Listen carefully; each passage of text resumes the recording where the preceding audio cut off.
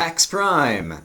It is Brian. It is Friday at probably midnight, and I'm home after a long day at PAX Prime, and I wanted to do another quick vlog to try to just talk about all the exciting things that I got to see and do and people that I got to meet today. And so I've got some notes down here just to kind of help me remind myself through the day, and I'm going to try to go mostly chronologically through the interesting bits. I got there in the morning, traffic was crazy trying to get in, and yeah, I was trying to park like near the convention center, and that was a mistake, and I ended up parking far away, and that was much easier to do. But I met Kurt J. Mac, down at the convention, and we got some swag bags and started kind of looking around and kind of scouting out the place. And then as we were coming down the main escalators of the place, a fan comes up, and they're like, "Kurt J. Mac!" And Kurt's like, "Hello," and this was a fan who, she was a seamstress and had made little dolls of the mine crackers, and I've tweeted a photo of this, but I'll also edit it into the video here now.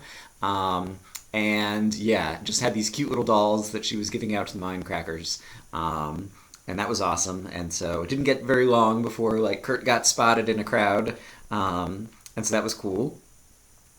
And then panels, I went to 4 different panels today, which I think is a lot because it seems like a lot of people like go and hang out and don't go to as many of the panels and different things, but Friday was the day that had the most things that I was interested in. And so the first one I went to was one about the making of NES games. I guess actually the first game system I had when I was a kid was an Atari 2600, but I had an NES, like the original Nintendo, when I was a kid, and like grew up with Super Mario Brothers and stuff like that. And so there was a guy just talking about making of NES games, both kind of like back at the time and nowadays, what you can still do with the system, but with more powerful tools that we have, even to constrain to the existing hardware, like what they could do. And so like the software developer side of me thought that that was kind of interesting, and it was just kind of like an interesting thing to talk about. And that room was packed. Like I got there a ways beforehand. There was a long line. Unfortunately, there was overflow, and I managed to make it in the overflow because I wasn't in the original line. The next thing that I was going to go to was the Child's Play charity had a discussion panel with the Child's Play charity folks, and I had showed up for that a bit early, and I was like sitting outside the room where that was going to be, and for the first time ever in life, I got spotted by a fan, and someone comes up to me and they're like, "Are you Lorgon 111?" And I'm like, "Why, yes I am." And so hello Kyle, if you're out there. I didn't get Kyle's other name. He's from Idaho. And so we talked for a while. He was wearing a BTC t-shirt, and apparently has some other Minecracker t-shirts or whatever. And so talked to him for a bit, and he took a picture of us. And so that was just, I don't know, cool and exciting. Like when someone knows you or something, it's like you get to feel like you're famous. Yay! I don't know. It was fun for me. And then while we were waiting, like as it got closer to the Child's Play charity thing, they have at PAX a variety of different things, like when you're standing in line waiting for a talk, or killing time. Like a lot of people like play board games or card games or like stuff that they bring along, but then there's also various other folks who come around and like entertain you. And there was something that I found extremely entertaining, that you will not be surprised that I found extremely entertaining, but I took some video of it, so I'm going to insert that video here right now.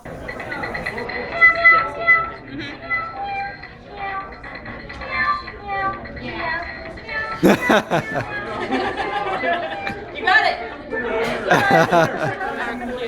And assuming I edited that correctly, you just got to see more meows and video game music. Oh my gosh, how great is that? Yeah, it was a guy who just had this like cat keyboard that played meows each time he played the keys, and he did Super Mario as like video game music, and I got a real kick out of that. And so like he was doing a few tunes, and so I recorded a bit of that actually, because that was great, and it was also like a way to like pass some time while we were on line waiting for the Child's Play charity talk. And yeah, so I went to that. And yeah, Kurt ended up showing up for that, even though he was a little late because he got lost. I think he headed too far west. I don't know what's up with that guy. But he managed to find his way in just like 5 minutes late or whatever. And so we were kind of sitting in the back. And yeah, it was interesting. I learned a bit more about Child's Play Charity that I didn't know before. They do some great stuff and do it efficiently, and I'll probably talk about that more in a future video, maybe at the end of Exploration and Tactics or something, when I learn a little bit more and like have more prepared to say about that. Right after the Child's Play Charity thing, there was a Spelunky something that I didn't remember exactly what it was, but I'd marked it off on the schedule as something that I wanted to go see, and I went down there, and basically they were having not so much a competition. Well, I guess it was a competition, but basically there were four guys playing Spelunky, and they had like all four screens up in the front, so you could watch all four of them, and they were competing on the same seed, and so playing the same level to see, who could get the best score, who could get the farthest, or who could, win the game first, kind of thing, or whatever. And most of the guys were not people that I recognized, but one of them was C418, the Minecraft music guy, and I was like, hey, I know that guy, and he's playing Spelunky, and I play that game. And so it was kind of fun, but I didn't stay for all of that because they were good players, and by the time they got to the ice caves, they were already starting to like do some things that I'd never seen before in the game, and I didn't want to completely spoil it for myself, and so I ended up leaving before the end of that. So I don't know. There was one guy who was clearly going to win because he was totally kicking butt, and he had like robbed the black market and had all kinds of crazy items or something, but yeah, I don't know how it actually turned out, and I don't know what they did kind of after the competition, because like they had like a whole hour-long time slot. But that was kind of fun to watch. And then I went to, there was a talk on like community organizing for people trying to get like board game groups together, or video game LAN parties together, or different things like that. And I went to that one mostly because I feel like I don't have, for the most part, like in real life, when I play board games with friends or whatever, like I'm a follower as opposed to a leader or something. Like I don't set things up. Like other people will say, hey, I want to host a game night, and I go along and I go to them, but I never try to like host or organize such things. And so I was thinking it would be good to stretch myself and try to do more of that, and to a little extent, like some of running a YouTube channel is kind of like that, because in the YouTube comments it's kind of like a small community, but I'm sure there's more I could do to interact with you guys, because I'm not always the best at that. So in any case, I went to that to see what they had to say about that, and I came away with, I thought, a few useful, somewhat insightful lessons from that hopefully I can apply to something. So that was cool. And then ended up going to dinner with a bunch of YouTubers. I got to meet a few more people kind of late in the day. I'm just going to go through a big list of names really quickly. Aurelian, Seth Bling, Pause, Good, Jay Sano, Mr. Woofless, and Vaughn and Kurt were also there, who are people I already know, and I'm sure there were others there. There were like 20 people there, and I didn't get a chance to meet everybody, or I might have forgotten some names. And so that was cool. Jay Sano in particular, I ended up getting a chance to like sit right across from at dinner. And I hadn't really talked to him before, and but I've watched some of his videos. He likes to do like when Etho has speed challenges. He does the speed challenges as well. He's one of the few Minecrackers that seems to do the speed challenges, and so I've watched some of his stuff as well as some of his caving, because I just like caving in Minecraft. I think I like it more than a lot of people, or watching it anyway. And so yeah, it was fun to sit across from him. He's watched some Exploration and Tactics, and it's like, I don't know, it's just fun. It's like, I've watched your stuff, and he's watched my stuff. Yay! And so we had a good dinner. It was at like some Japanese sushi kind of place, and I'm not really a sushi eater, but I got something called Tokyo Ramen, like just a kind of simple noodle dish that was actually really good. Part of the fact that I think it was actually a really good food dish anyway, but part of the fact that it was so good was I didn't eat lunch.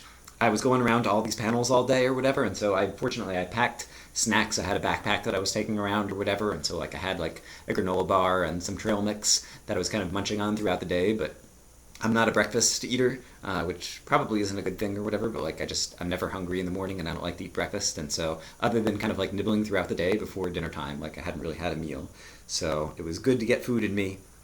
And yeah, I think with that is most of the things from the day. I may think of other things. I was trying to take notes throughout the day. I was trying to tweet throughout the day, and yeah, the data and Wi-Fi and cell phone connections there, like there's a million people there, and everybody's out on their phones like trying to do one thing or another, and so it doesn't work very well. I managed to get like one tweet out during the day, but I think it'll very much be the case that for the rest of the days, I'm hopefully at the end of the day going to try to do something like this, a little vlog where I just try to summarize things, add little bits of video or photos that I took.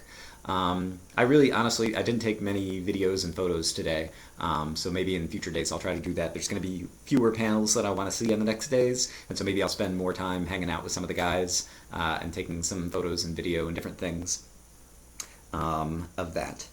But yeah, I think I've covered everything I need to cover. I really need to get this video edited so it can go up tomorrow, and then go and get to sleep so that I can wake up in the morning and do it all again. And then do it all again, and then do it all again, because we still have Saturday, Sunday, Monday. In any case, it was a lot of fun. I hope you guys enjoyed this video, and yeah, hopefully I'll see you again tomorrow with more from PAX. See you later. Bye-bye.